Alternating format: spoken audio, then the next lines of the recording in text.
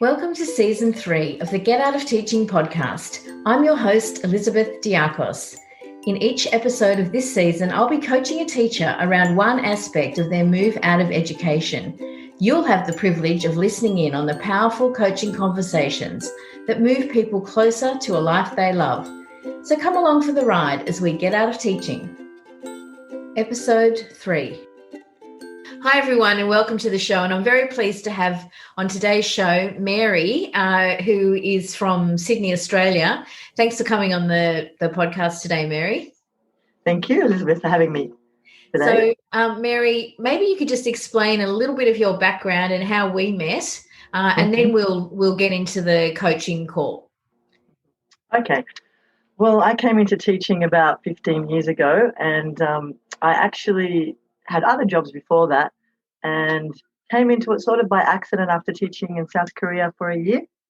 But I've been unhappy for about 10 years, let's say, but I haven't done anything about it. I've thought about it. I've looked up jobs at the end of the year about it, like what to do other than teaching. But I was in it and it was hard to get out. So I found a group on Facebook called Get Out of Teaching, and I actually joined them back in April last year. But then got in the life of school and forgot about it again until the school holidays, the summer holidays just passed. And finally I saw, Elizabeth, you were on a live chat and realized that you had podcasts. So I went to listen to those podcasts about teachers getting out of teaching and their journey and how they succeeded and how, I could see the light at the end of the tunnel, basically. And I thought, okay, you do transition coaching. I should just get on board. Why not? I have to give it a go. I have to do it now. I have to do it. I've been thinking about it for 10 years. So I just called you up and I thought, you know what? Let's do it. And we hit it off really well. I thought, this is something I have to do. Otherwise, I'll have regrets. I've been waiting too long. And I haven't had any regrets since. Oh, well, that's good. Yeah. Well, it's been a great experience so far. We were talking about it just before we started recording that you're one of only 2 people who've ever called me out of the blue on my mobile number. And so I was like, I don't even know this number. But I'm very brave and I always answer it, even if I don't know if I don't recognize the number. So I was delighted to find that it was someone who was actually not just looking to get out of teaching, but was, a bit of a fan as well. So that was pretty cool. So now we're actually working together, and I've invited some of my clients to come on the show as a kind of, and give an example of what a coaching conversation could be like. And I've asked Mary to come with a question or a issue that, well, I told her it needs to be able to be resolved in 20 minutes. And I have a feeling we might not be able to do that entirely today, but we're going to have a good crack at it. So do you want to tell us what your issue that you've brought to the table is today, Mary? Okay. Well, I've started looking at all the job websites, the job seeking websites, to have an idea. I'm looking in sort of a advocacy role. Whether it be me starting up my own business or something, or maybe doing something part-time in an advocacy role, whether it be with children, with people in hospital. I'm not really sure, but I had a look online just on 2 websites and I found it overwhelming. I found that it was taking a lot of my time. I didn't know where to go. I sort of was lost in the world of the job seeking website and not knowing and sort of being a bit like, I don't know, just where do I start? Where do I go? I don't know. I feel like I'm getting sidetracked here. So, yeah, that's basically it. Just where do you start? I mean, all I know is what I don't want to do, and I know I want to work with people in some sort of advocacy role. But yeah, you can find it overwhelming. I found it overwhelming when I started looking at jobs. So I don't know what steps to take so I don't feel that way, and instead of just going, oh no, this is too much. So the issue isn't that there's no jobs out there. The issue is that you're feeling overwhelmed by the wealth of choice. Is that right? Or the possibilities? Yeah, the possibilities, and can I do this? Can I see myself doing this? I don't know. I look at the job descriptions and I'm not sure. I don't, which do I start? I'm thinking of starting my own business. I don't know. That's why, I think that's why I've got the back of my head, I can do this on my own. I can build something up, or shall I just take baby steps and just do another job for now? I'm doing 3 days now casual work teaching, not contract, just day to day, and I'm willing to give that up if I found something that was really, interesting, and I could always go back. So I'm willing to take that risk. I don't have to stay I really don't know. I don't know where to start. I've sort of started, but I feel lost in that world. The issue is getting lost in the world of job seeking. Okay, so it sounds like there's this real sense of overwhelm, and there are lots of possible options, but it seems to me that what you're saying is you're worried that if you take one of these jobs, you might end up hating it as much as what you hate your current job. Is that part of the concern? Not really. I'm not really worried because I feel like I can leave. Like now I feel like I've got that courage because I've left teaching to leave. Okay. So it's not that. It's not worried about it. It's just, I don't know. I suppose there are too many possibilities and I don't know where to start. Like I'm not worried about starting a job and not liking it and then leaving, because I think that might be part of the journey, which I've discovered through listening to other people. I'm not worried about that. I just don't know where to start. Like I know my skills, communication, working with people, all of that, which we have, all the transferable skills, but and I want to do an advocacy role. I don't know. I don't know if I should just start straight to trying to create my own thing or do a job and then see. Would you feel like you could, if you were going to do your own thing, what would that look like? Well, I was thinking of something like advocating for patients who come out of hospital, get them, like if someone has gone through a trauma, physical or mental health trauma, and just to follow up on that. I mean, I know as myself, I've had issues. I've had to look for groups on Facebook when I've had health issues and connect with them, but help those people connect with, whether it be a psychologist, another, group that does, that's gone through the same thing, another person, what they can do, whether it be nutrition. I don't know. That's one of my ideas. Okay. To advocate for people coming out of hospital, linking them up with different services. Same thing maybe with, I was thinking also working with people with disabilities. I know they get lost in NDIS world as well. Something like that. I don't know if it already exists. So that's what I was looking online for. So is that the kind of job, like say for the patient one, is that the kind of thing that hospitals would normally provide, that kind of service? I had a look, and some of them are like nurses and social workers. I had a quick look at that.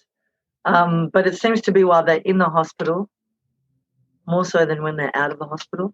Yeah. Okay. So I don't feel like, I don't know. I mean, I haven't had a really, really good look, but what I've seen so far. And I wonder if maybe if health insurance companies, because they want to make sure that people get back to work. Yes. Or like income protection maybe. So in that insurance sector, maybe they have that kind of role because they want people to get back into the workforce. And if they're not being looked after as they leave hospital after, something's happened to them, it might be that they need support to get, back on track. I wonder if there'd be roles with insurance or health. Rehabilitation insurance or something like they do for work cover. I know they have that for work cover. People, rehabilitation or not rehabilitation, like a mediate, someone to link them up with psychologists and things like that. Yeah.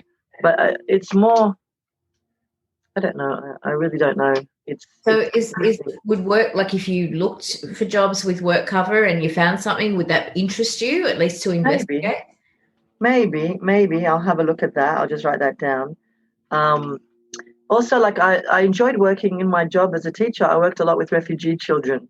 This is what I mean. I'm getting pulled in different directions. I work with refugee children and I enjoyed that. And if I could advocate in some way or help in some way with refugee, not just children, even parents or the refugee community. I have worked in that sort of environment before, even teaching. I worked I have worked in non-profit organisations. Right. And is that a sector, would you consider going back into the not-for-profit sector? Yes, I really, at the time when I did it, I did enjoy it. Yes, I would look at, I looked at pro bono jobs, I think pro bono jobs Australia and ethical jobs Australia, to look at jobs like that. That's what I mean. I keep getting distracted. Like, should I do this? Should I do that? Should I just start with one thing and then have a look and apply, maybe even for a part-time job, or like if it's really that great, a full-time job? I'm not sure. I'm really not sure. I mean, I have a lot of interest. That's the thing as well. So, Okay, yeah. so it sounds like you're kind of caught up now in this indecision, and then because of that, because of the choices, Yes. you're not taking any action. So I'm going to give you some homework. Okay. I've got my pen and paper ready. So you and I are going to be on a call again in a few days' time. Yes. Because you're part of my group coaching program. So yes. I'm going to say to you, your homework, and I know it's the weekend coming up and it might not be the best, funnest way to spend the weekend, but your homework is to write an application for 2 jobs. I was going to say 3, but you've actually only got 2 days, so I'm going to make it. I'll say 2, and I know you're working on Monday. So. My resume is not up to date. No, I didn't, and that's okay. Don't worry about your resume. Write the application. Mm-hmm. Because even if you don't end up using it, it'll probably be useful for something else. Even if it's not you, even if you decide to set up your own business, the language of the application will be helpful for your publicity or something else. You're going to use these words. Okay, so it won't be wasted. But part of I talk to lots of people about overcoming fear, and part of the best way to overcome fear is to take the action that you're afraid of. Because once when I first started my very first Zoom call, I was petrified. I'm like, oh my gosh, I don't know how to work all this software. This is pre-COVID, well before COVID. So no one, it wasn't common. And then I had to do my first group call. And I was like, oh my gosh, I don't know how to set up a group call. I don't know what to do. Panic. The more I do it, the less hassle it is. Now I'm like, okay, what else have you got, world? I can take on anything because I'm getting used to facing challenges and taking action and overcoming them. And the only way to do that is to just do it. And so you've got the added bonus that I'm here going, yay, go Mary, you can do this. I'm your cheerleader. And I know that you're perfectly capable of writing a job application. And my first application for teaching took me 16 hours to write. Mm-hmm. By the time I was ready to go, I could knock one out in 45 minutes. Mm-hmm. Because I was trying to get jobs in other schools as well before I left, because I just wanted to get out of the environment I was in. And actually one time I got a call from someone saying, we've got a position that you might be interested in. Could you send us a resume and a cover letter? And I actually had to wait about half an hour so that they didn't know how fast I could get it ready, because I had all the work, I had all these paragraphs and I just cut, paste, and it was done in a few minutes.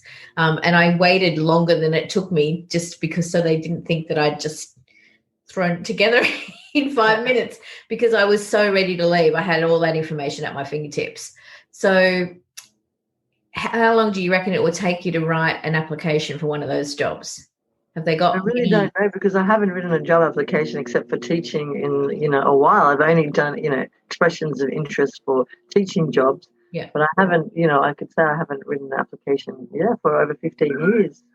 Okay. I haven't, I did all the time before. That's the funny thing. Like, I've had other jobs and I've gotten them, and before that. Have you got any of those? Have you got them? I guess you probably don't have them on a computer or anything. No, I don't. I don't have them on me now, actually. But no, I don't. I'll have to go and dig up in my old folder with all the things. Okay. So I haven't. Like, I've only got jobs applications for teaching. Okay, so start with those, because that's still got a lot of stuff in there. It's got a lot of information that might go across nicely, and then you can if you had to tweak it a little bit, But if you don't start, you're never going to get a job, because the only way you're going to get another job is to either someone offers it to you out of the blue, you create one for yourself, or you apply for one and get an interview. And I promise you won't get an interview if you don't apply for the job. So, I mean, I don't know which jobs to apply for. That's the problem. Just pick any. Well, pick one that you think you might want to do, obviously. So maybe find something around advocacy for kids or refugees, something that feels a bit familiar, that you've done that work before, and just start. Okay. All right. I think it's not fun, is it? I can tell that you're not excited. My face. Yeah, but that's okay. I'm not asking you to be excited. I'm saying push yourself now, because otherwise, in a year's time, nothing will have changed. You're right. And I've tried looking before to do a resume, and a few years back, I tried fixing a resume, and I went to a friend who's really good at writing jobs. But the problem is I didn't know what to apply for. I didn't know how to do the resume, because I didn't know what I was applying for. And the way that she was writing a resume was different to the way that I was, taught to write a resume for a school or an education. So part of the difficulty with actually writing a resume is that until you've got the job in mind, you can't tailor it. And so, like, I did an interview actually on the podcast about this. So, and the person I interviewed, Courtney, was saying that she helps people write a resume, but only when they've got a job that they're applying for, because otherwise it's not that helpful, you know. And you really do need to tailor it, or have a few different ones that are ready to go, that you could tweak a little bit for a particular job, and leave change your referees and that kind of stuff. Yes. And so you should write an application before you do the resume? I would, yeah, because then you know what you're writing to, and what you're, what are their criteria, and what are they sort of looking for, what they're interested in, and then you can take stuff. It's usually taking stuff out, isn't it, out of your resume, the things that are irrelevant or that are not going to serve you. I mean, I don't put, that I used to work in a bakery when I was 15 on my resume, because it's just not relevant. But if I was going to get a bakery job, or if I was going to get a job in hospitality, and they said, have you had any experience? Well, actually, yes, I have, in the food services industry. And so even though it was, 100 years ago, but at least I know what it is, So I'm not planning to do that. So I don't, probably never going to use that. And also, I don't think my referees are around anymore, but that particular job. But, I think that the biggest hurdle here is just getting started. It's like, when you're I can't think of it's inertia. When you're stationary, it takes a lot more force to get you. Like, if you've got to pull a car out of the mud and the car's stuck there, you've got to exert a lot of force to dislodge it from the mud and get it rolling. But once it's rolling, it's easy to pull it along. So where you are right now is like you're stuck in that place of inertia, and the force that's required to start motion is much greater than it will be once you've started. Yeah, I get it. Yeah. And so that second application might only take you 6 hours, and the third one might take you 3, and then the fourth one might take you 2, and then, you'll get quicker and quicker at it. Yeah. And you might even get an interview as well. That would be fun. That's another thing. And if you get an interview, you'll know that your application's a good one, and it's got you to that point. The other thing I do I haven't had to do it for a while now, but when I was trying to get out, I would ring people beforehand and say, look, I'm thinking of applying for this position. This is my background. What do you think? Do you think it's worth me applying? And then that does two things. It tells you a little bit of information about the company, because they usually tell you something a lot in that conversation. And it also, you get a sense of, do they actually need a new person from outside of the organisation, or have they already got somebody in the role who's going to be reapplying and it's already their job? And so That's you can right. even, I would even ask that question. Is there someone already in this role who will be reapplying? You can ask it like that. And if they say something like, oh, we do, but feel free to apply, you can kind of go, okay, they're getting Okay. a job. Yes. But Yes. if they say, there has been someone in the role, but we are actively looking for, some new people in our organisation, then that says, well, maybe they're about to retire, or maybe they're not happy with them, or whatever. And so you've got to read between the lines a little bit in those conversations, and then then you can. And then the other advantage is that once you've had that conversation, and ask, who should I address the application to if it doesn't tell you on the the criteria list. You've got a connection there in the organisation, someone who will advocate for you when the application comes in, because you've already met them. So for instance, I applied for a job. It was with an organisation that helped kids who come out of foster care, and when they were 18, and they provided a sort of a halfway house for them, so that they could then get their own accommodation and find a job and all that sort of stuff when they were, between 18 and 21, when they're still really not, fully, they're still little fledglings, they're not ready quite to leave the nest, but the foster care system doesn't allow for them to stay longer, or at least I'm not sure exactly how it works, but in any case, there was a situation where people needed support. And I thought, wow, that would be a great fit for me, because that's the age that my kids are at, and I'm kind of familiar with that process of how to help them. But anyway, I didn't end up getting the job, but I'd had such a lovely conversation with the guy who was, the headhunter for that particular role. He actually called me back and explained to me why I didn't get the job. He said, really grateful for your application. We were actually looking for a social worker for that role, and it wasn't quite what we needed.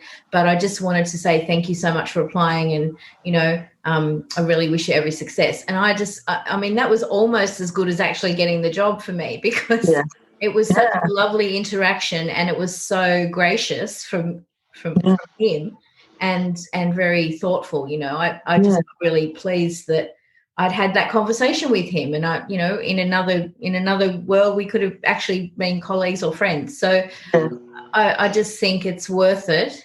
It's every time I've done it, I've got an interview. Wow. Okay. So it's definitely worth it. If you actually want the job, I think it's worthwhile. It means you have to put yourself out there a little bit, and that can be a bit scary, but you're going to go and get a new job anyway. So you're going to have to meet these people at some point. Yeah. And if you're worried about that conversation, write yourself a little script, say, hi, I'm Mary. I'm considering applying for this position, etc.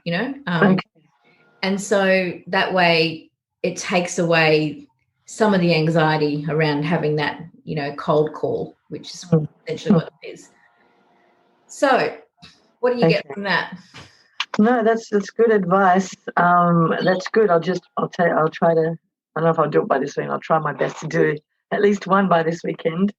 But in the past, Mary, when you've had a situation like this where you've had to overcome a hurdle, or you're feeling like you're embarking on something new and it's a bit scary for you, how have you managed that yourself? What strategies do you employ to get yourself through that? I remember what I've done in the past, and I can do it. That I've done it before, and I can do it now, because I've had other jobs or other situations where I've gotten myself out of, and that will give me the confidence to think I was a beginning teacher, but I've also had other jobs. I mean, I was at the start of something, and I, got over it. I got the confidence and managed to survive, and keep reminding myself I lived overseas, and I went, I didn't know the language when I went to South Korea. I wasn't even a teacher, and I taught English there. So I overcame the fear and did it. Like you said, once you just do it, you learn on your feet pretty much. And that gives you confidence. So I just have to go back into my past, the stronger Mary and the fearless. I think I was more fearless when I was younger. I think I told the group that before. And I mean, just try, and if I don't fail, just keep. If I fail, get up, try again, and it doesn't matter. I'll get there eventually. Yeah. So I've done it in the past. I can do it now, and I'm started. Like I've started doing it, so I'm on Well, you that. have. You've already knocked back an ongoing contract. Yes. Because you knew that it wasn't going to be a good location for you, and you knew that it wasn't actually what you wanted out of your life anymore. No. So that's a great transitional step, because it's already you've got to take on the fear of, oh, but what if I don't get enough work, and all the rest of the, the things that jump into your head when you're taking a risk. So you're already a risk taker. Yes. And now you're just going to go one more step and apply for another job. Yeah. No, and I feel like it should be. I mean, I know I can do it. It's just trying to sort out the muddle in my head, and because I haven't done it for so long. I haven't applied for a non-teaching job for such a long time. Yeah. But I have had the advantage that I have had other jobs before teaching. I've had lots of different experiences, and I can take that, not just my teaching job, but also that experience into my application. You don't need to start completely from scratch. There's lots of sample applications on the internet, like hundreds. Yeah. So you could look at those and get some ideas from those. But I think it's just that first step. So maybe write the cover letter first. That's easy, right? Yes. If they ask for that, or if there's one criteria that you think, oh, actually, I do know how to answer that one, start with that one, because it'll boost your confidence. Yes. And you'll be able to keep going. No, that sounds good. But one thing that's the back of my mind is that, I mean, I also have ideas of starting something new. So do I pursue that, or do I just, I don't know, do I research that, or I don't know. Well, you could do both. Yeah, I suppose I could do both. You're right. I could do both. I mean, I started out, I was coaching high school kids, and then I realized, well, this is a tough gig. I have to convince the kid and their parents to work with me. And I'm like, well, that's two sales. I didn't really want to have to do. And also then I discovered the kids didn't really want to, they wanted me to do the work for them. And that was not what I'd signed up for. And so then I started working with some academics, like people who were doing postgrad studies, and to help them like manage their time and stuff. And someone said to me, why aren't you working with teachers? And I'm like, yeah, actually, this is a really good fit for me. So I didn't just jump straight into what I'm doing now. I had this, and because I didn't really know when I left what I was going to do next, I just knew I was going to get out. It took me a little while to kind of work out what I should do next.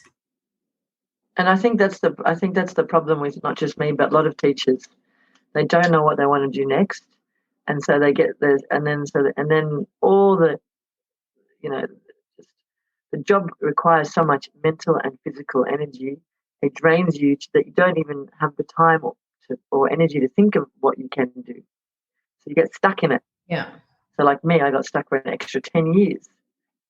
Yeah, well, 10 years is a long time when you could potentially solve it just by applying for a job. Yes, you're right. It just like when you put it like that, it just sounds so simple. But when you're in the, in the mixed muddle of it all, it's hard. But I think I have to remind myself that I have taken that one step of getting out. I'm doing casual teaching. I'm not in contract. I don't have to stay back. I don't have to go to any professional learning things. Just get it, finish the day and leave it. And, do the other days spend thinking about what I want to do. So that's a good start for me. So you've actually got time, because you're not giving everything you've got to your teaching role. That's right. Spend an hour or an hour and a half in the afternoon after work, even though you might be tired.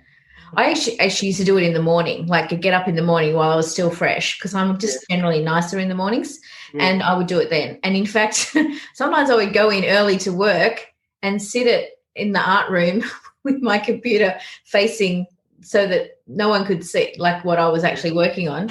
And I'd be writing job applications while, the principal would walk past and the deputy would walk past, and I was actually writing applications for a job at another school. That was when I was trying to just change schools. Yes. So that was kind of my pathway. I tried to change schools. That didn't work. And then eventually I got a job in the not-for-profit sector like you. I worked for refugee service, and then I worked for Teach for Australia for a short contract filling in for someone.